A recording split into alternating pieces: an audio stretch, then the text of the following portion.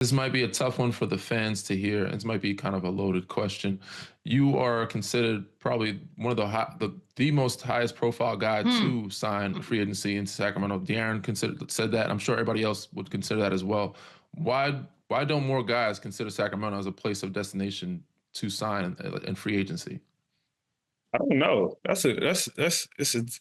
always looked at that just around the whole league. We always look at the major cities, and sometimes these small market teams, you could go there and create something incredible. I mean, I was part of it. Lou will tell you, no, it was a time where nobody wanted to play in Toronto, and changing that narrative was something that I was all about. So for me, I don't look at like, oh, this is Sacramento, I don't want to go here. I look at it like this is an opportunity to shed light on it and show why it's a place that could win, or that you could go to and change the narrative and not get caught up in, yeah, it's not Miami, yeah, it's not LA or New York or these big markets, but it's something that if you bring your game to and the fans gravitate towards you and you do something special, people will want to play there.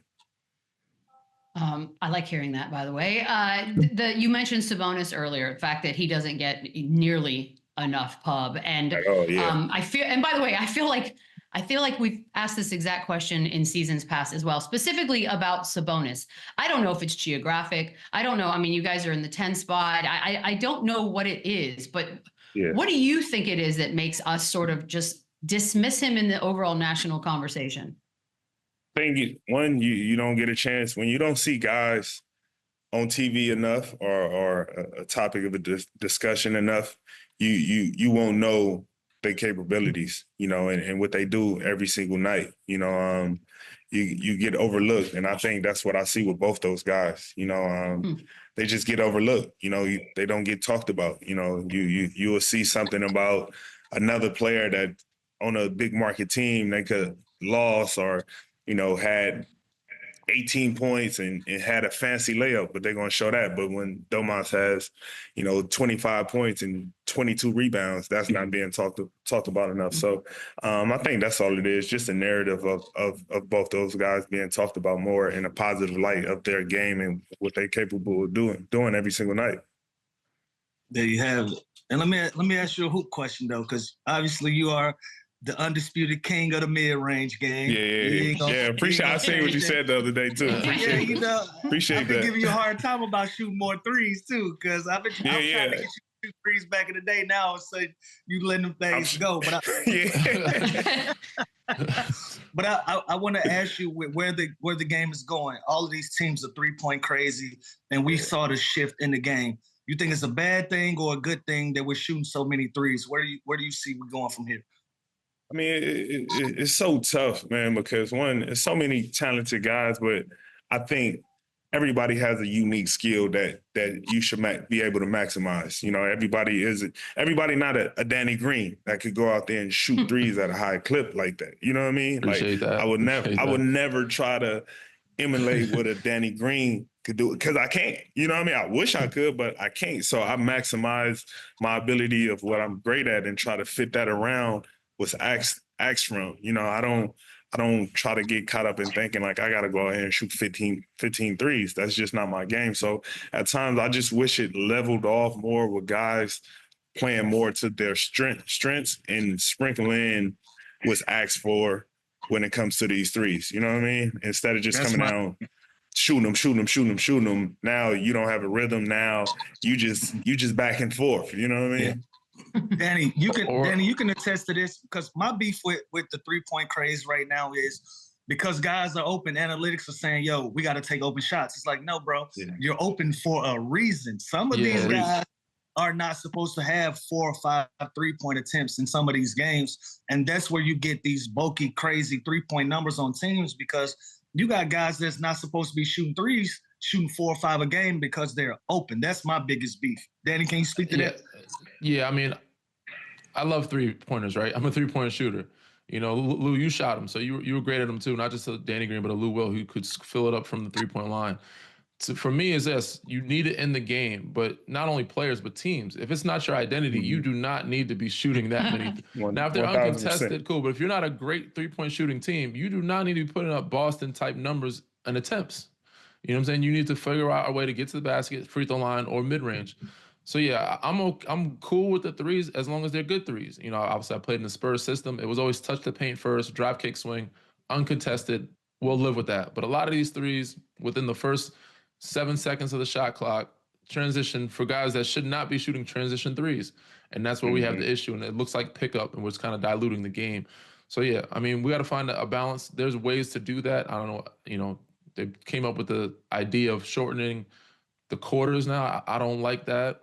There's ways that we haven't gotten into that, by the way. With the G League, right? There's the G is doing some things where I think the only thing that's really slowing the game down is the fouls. You know, guys, I want to take out the foul baiting completely, but also, you know, do the 1 for 2 until the last 2 minutes free throws, because people don't want to see a bunch of free throws. There's a couple of things you could change, but ultimately, yes, teams who don't shoot three well should not be shooting that many. So, but yeah, I had a question for you, Mar. You played your former team most recently, Chicago Bulls, and you were there for 3 seasons. They gave you a tribute video, if I'm not mistaken. I don't know if you watched many other podcasts. PG had an interesting take as of late. He had never gotten a tribute video from Indiana, which is crazy. I didn't know that. It's crazy. But when I was thinking about it, I'm thinking about how long ago it was. Were teams even doing it like that back then? I feel like it was more when social media era started getting bigger is when teams started doing it. It started. But from the question is how long? It's always been a thing, though, DG. For sure, but everybody, because it feels like everybody gets one now. Everybody gets one now. It's definitely boosted because of social media and everything like that.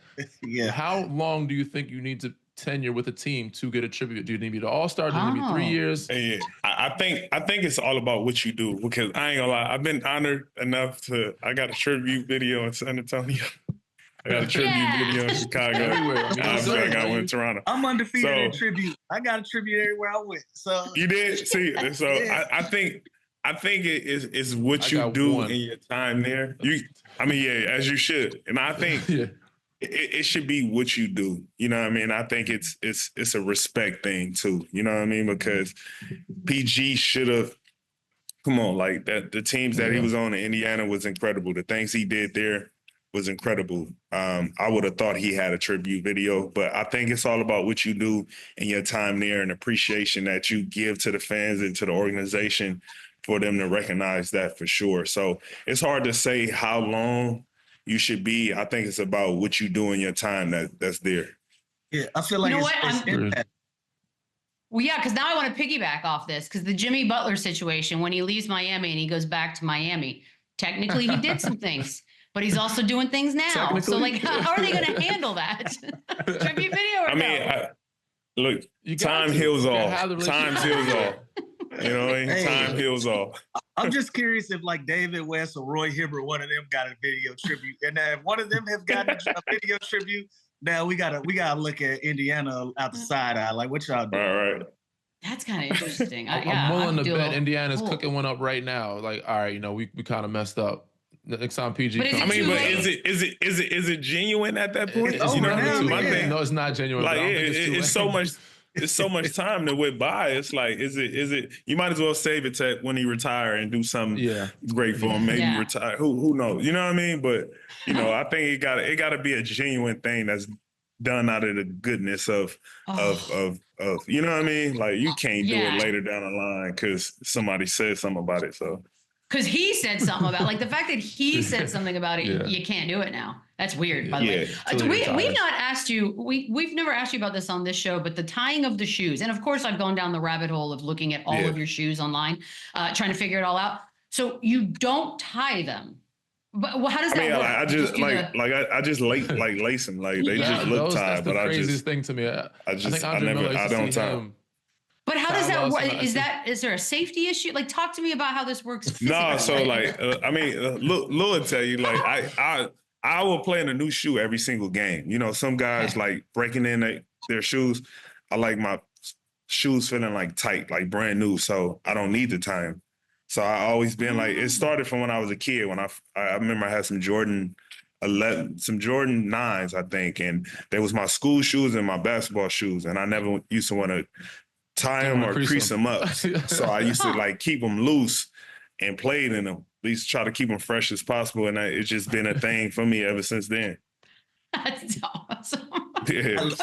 I used to give him a hard time about it too, because I didn't understand it as well.